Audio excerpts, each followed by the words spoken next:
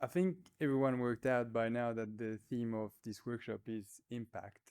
Um, the impact of all the projects that we're developing together within the blue economy on our society, how they can help reduce carbon emission and ultimately make our world a more sustainable one.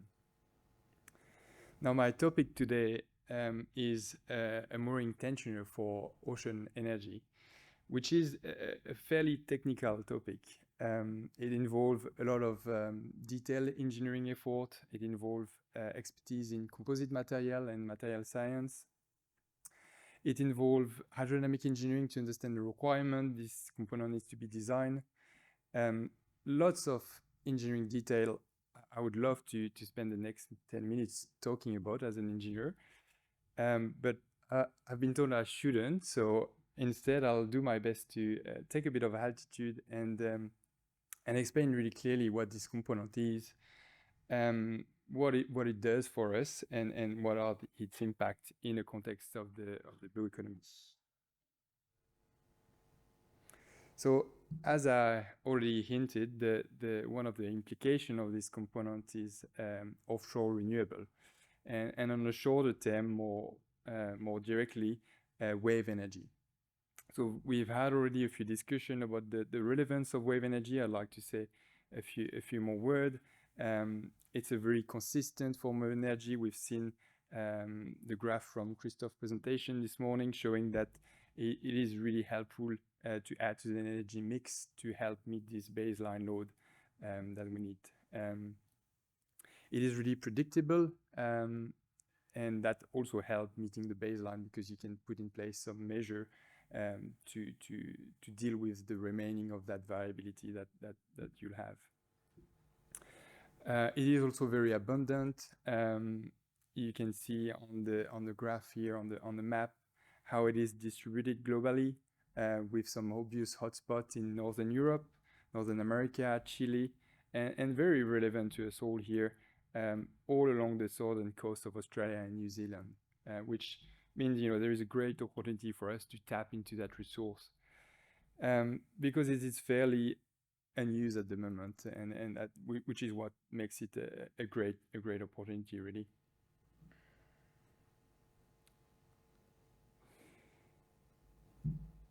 So, what is the importance of this component we're developing in that context? And to explain that, I need to take a few steps back and explain that those technologies that are capturing this wave energy to convert into energy we can use, most of them, all of them, rely on a crucial component that is called a power takeoff, or PTO.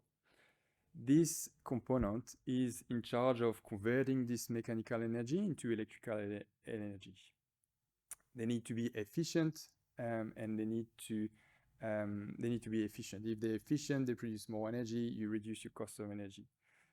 Because they're so important, they also represent a very large cost of the technologies. So if you can find some strategies to reduce the cost of this component, you're also making cheaper energy.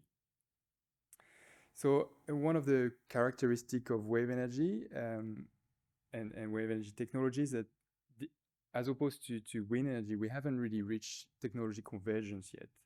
If you look at any wind turbine out there, they all look fairly similar, but the wave energy technologies haven't reached that convergence. You've seen the M4 device. In the next slide, you'll see the CETO device. It looks really different. It's probably 20 to 30 companies and technologies out there that all look very different. But what we're seeing is some form of convergence in the type of PTO that is used. And that's the case for the M4, and that's the case for our device. We see a lot of technology moving away from hydraulics and going for a rotary electrical power takeoff. The mooring tensioner is a key enabler for that transition. It allows to improve the efficiency of those electrical drivetrains, but it also reduces the requirement they need to meet, making them cheaper. And it maintains the tension constantly in the mooring lines. So this component is something we're developing within a project funded by the Blue Economy. with support from our friend from University of Queensland and ACSA. This is a project that started about 2 years ago, and if you come to the tour tomorrow, you catch a glimpse of the component being tested in our facilities.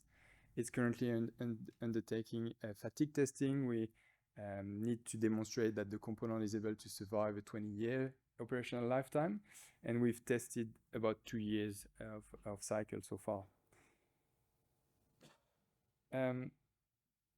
So yes, we've already discussed that that component has an application within the framework of wave energy.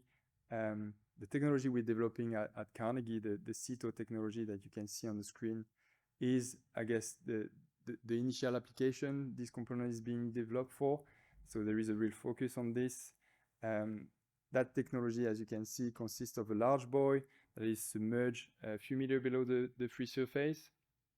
And the target market are remote island market, remote grid on the short term, but ultimately utility scale energy production as well.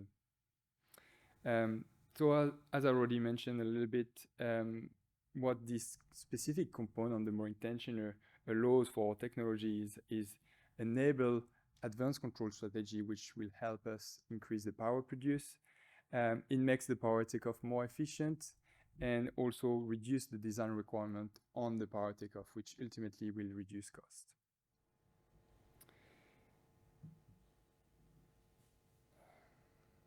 So this component also has an implication on another technology we're developing called MoorPower. You've probably heard a little bit about this. Jonathan will talk to you a lot more detail about the technology. And again, if you come on the tour on Thursday, you'll be able to see some of the components of the technology that are being assembled at the moment for small-scale demonstration in our offshore lease. The idea really behind MoorPower is to reuse this power takeoff from CETO, that's a crucial system, and to put it on offshore infrastructure that are permanently moored and are subject to energetic environment, and use the motion of those devices to capture energy and reduce their need, reduce their reliance on non-renewable form of energies. So the target application we're aiming is offshore aquaculture, with a feeding barge being the prime application. The benefit of this specific component for the MoorPower technology are very similar to the CETO technology or the wave energy technologies. But the design and the architecture of the component is slightly different because obviously the requirements are also different between a feeding barge and a wave energy device. But there are other applications out there that are also interesting for this component. So this component doesn't necessarily need to be integrated in a power takeoff system. It could be integrated in a mooring system, and it would allow that mooring system to provide the compliance. So, when you pull on the mooring, you need the load to build up slowly. You don't want snatch loads. And that's typically achieved with very long chain, really, with catenary effect. With this component, we can potentially make the mooring a lot more compact and still achieve this nice force buildup. So the benefit would be to reduce cost. Sometimes the footprint you're taking, you have to pay a license related to that footprint. So if you reduce that footprint, then you reduce cost, but also reduce the environmental impact. You don't have 100 meters of chain dragging on a seabed. So the most obvious application for this are floating offshore wind and also aquaculture mooring pen. But I'm sure there are other applications that we haven't thought about. So this is really an invitation for you all to come and have a chat with myself or my colleague present in the room to have a bit of a brainstorm about those potential additional applications. Thank you.